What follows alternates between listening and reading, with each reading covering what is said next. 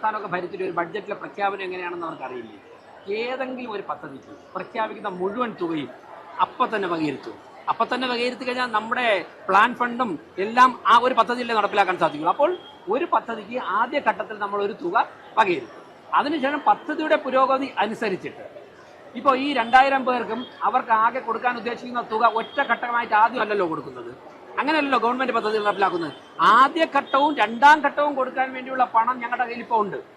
അത് കഴിയുമ്പോഴേക്കും ആ പ്രവൃത്തി പൂർത്തിയാക്കുന്നതനുസരിച്ച് അടുത്ത പണം കിട്ടുവാനുള്ള മാർഗങ്ങൾ വരുന്നുണ്ട്. അതിന്റെ ഒരു മാർഗം നിങ്ങൾക്ക് അടുത്ത ദിവസം തന്നെ ചർച്ച ചെയ്യേണ്ടി വരും.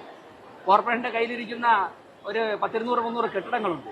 അതൊക്കെ 40-50 വർഷം കൊണ്ട് 500 രൂപ വാടക, 250 രൂപ വാടകയ്ക്കാണ് നടത്തിക്കൊണ്ടിരിക്കുന്നത്. അതൊക്കെ ഈ മാർച്ച് മാസത്തിൽ ഒഴിയുമ്പോഴേക്കും ലക്ഷക്കണക്കിന് രൂപ അഡീഷണൽ കോർപ്പറേഷന്റെ ഖജനാവിലേക്ക് വരും. അപ്പൊ ഞങ്ങൾക്ക് അടുത്ത ഘട്ടമാണല്ലോ. അപ്പൊ CPM-മാർക്ക് അല്ലെങ്കിൽ ചോദിക്കുന്നവർക്ക് ഇത് ചോദിക്കാനുള്ള സമയമൊന്നും കിട്ടില്ല. അയ്യോ അമ്മ അമ്മ അയ്യോ